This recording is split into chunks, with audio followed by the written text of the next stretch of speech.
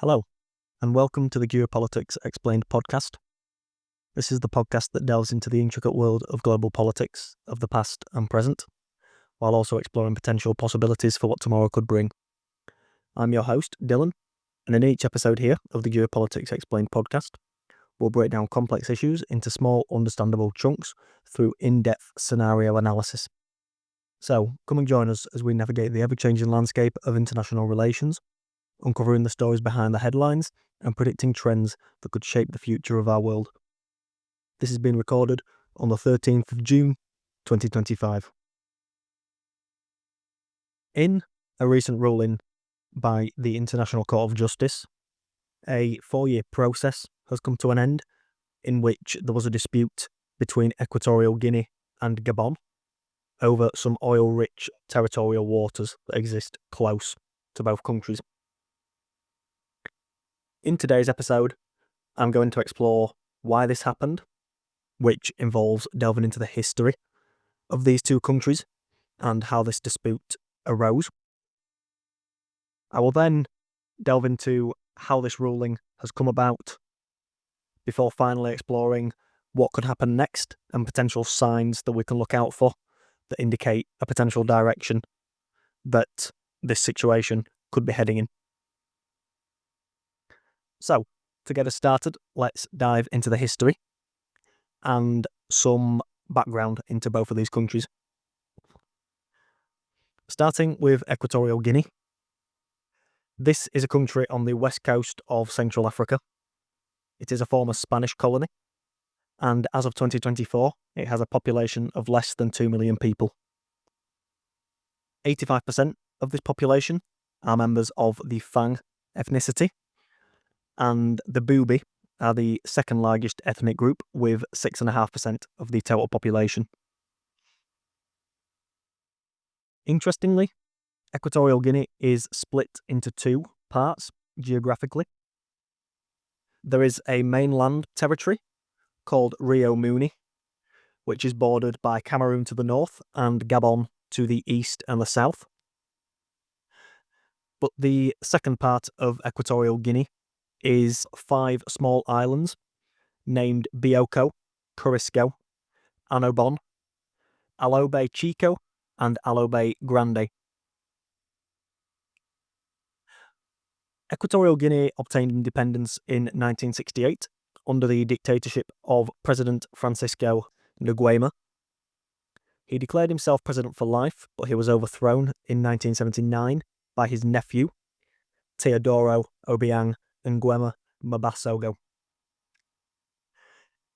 He has been president in Equatorial Guinea ever since.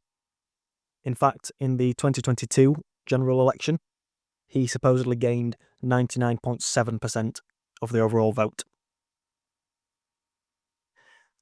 Since the mid-1990s, Equatorial Guinea has become one of sub-Saharan Africa's biggest oil producers. This has seen the country become one of the richest per capita in Africa, but the wealth is unevenly distributed in the country. This can be seen by the fact that less than half of the population have access to clean drinking water, and almost 8% of children die before the age of 5. Now moving on to Gabon, and Gabon is a neighbour of Equatorial Guinea. It is also bordered by Cameroon, as well as the Republic of Congo. It has a population of 2.3 million people, and is also a former colony, but this time of the French.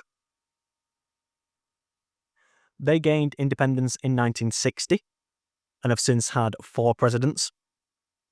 In the 1990s, the country introduced a multi-party system, but the Gabonese Democratic Party remained the dominant party until a coup occurred in 2023. This was a part of the ongoing trend of military coups that we're seeing in former French colonies in Africa, such as we've seen in Mali, Niger, and Burkina Faso. This is resulting in declining French influence in Africa, but I'll digress, that can be a topic for another day. In November 2024, Gabon's referendum on a new constitution was approved, and a government was formed with the coup leader General Brice Clotaire Oligui Nguema as the leader. So these two neighbours exist in close proximity to each other, and so it's worth exploring what is this dispute between the two of them and what will occur in the aftermath. So, this dispute was taken to the International Court of Justice, and in a 14-1 decision, the court ruled in the favour of Equatorial Guinea on a dispute over a set of 3 small islands named Mbani, Cocoteros, and Conga. The most important nuance to state here is that these islands are expected to possess rich oil reserves. Now, the court ruled this due to a treaty in the 1900s between France and Spain that divided their colonial territories at the time. A later treaty in 1974, known as the Bata Convention, gave these islands to Gabon. However, this was dismissed as not having the force of law, and it was interpreted that Gabon took these islands illegitimately. This takeover occurred in 1972. Before this, Equatorial Guinea controlled the islands, but a military skirmish saw Gabon take over the largest of the islands, which is Mbani. When oil was discovered in the early 2000s, this is when the dispute restarted. We've also seen a similar process occur in the Essequibo region of Guyana, with this dispute involving Guyana and Venezuela. So, this ruling has been made in the favour of Equatorial Guinea. The next question is, where do we go from here? An issue to note here for both Equatorial Guinea and Gabon is the current status of their oil production. Waters near Equatorial Guinea currently produce 31,000 barrels of oil per day, with over 740 million barrels in recoverable oil.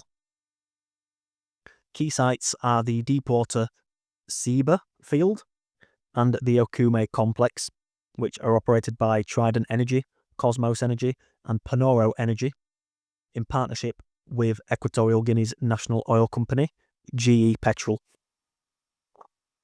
However, if we flash back to 2015, Equatorial Guinea produced 289,000 barrels per day of oil.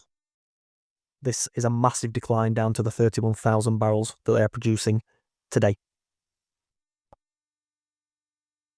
In Gabon, their fields include the Nyoni Deep 1 project, operated by Perenco, and the Topaze pilot project, operated by Capitaine Energy. Both are expected to commence production in the 2030s.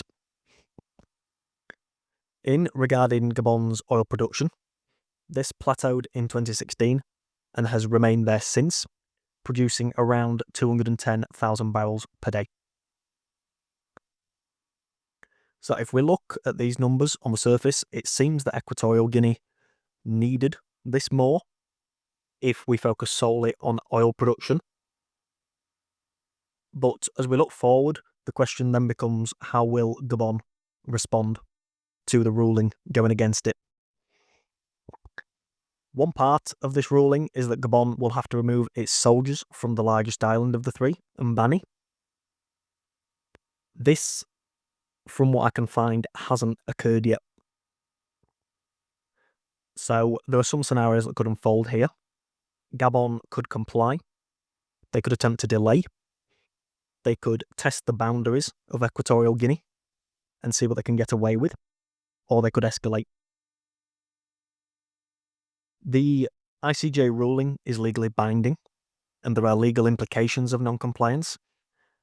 If they break international law by not complying with this ruling, the UN Security Council could implement potential sanctions. This could have a negative impact on trade with Gabon. Foreign investment could suffer, which Gabon needs for its oil production. And with that being said, its reputation as an oil producer would also be damaged at the same time. In my opinion, I don't believe this is worth the risk, and Gabon will likely abide by this decision. But one of the biggest signs as to whether they will abide or not will be if we eventually see reports of Gabon removing its soldiers from the biggest island, Mbani. As for Equatorial Guinea, their oil industry has recently seen underinvestment, aging wells, and insufficient exploration, which has contributed to its oil production falling. This ruling will give them advantages. The reserves here solves the issue of needing to explore, because it's known that these 3 islands are surrounded by rich oil reserves. The question here then becomes if they will have investment that could help them. Perhaps one of the companies who already aids in their projects, such as Trident Energy, Cosmos Energy, or Panoro Energy, could help them here. But this will be told with time, as will how Gabon will respond to this ruling. Bear in mind, there are the 4 key scenarios that could unfold. They could comply, they could delay, they could test boundaries, or they could escalate. This is one of the biggest conclusions that we should take away from this situation. This has been another episode of the Geopolitics Explained podcast. I want to thank you all for listening. I greatly appreciate it. If you enjoyed this episode, why not leave a review on the podcast platform of your choice? And if you want more content like this, then we write over on Substack at Geopolitics Explained. You can find the link for this in the description, and if you subscribe over there, you will receive 2 posts a week on Mondays and Thursdays, direct to your email inbox. Once again, I've been Dylan. I'll talk to you next time.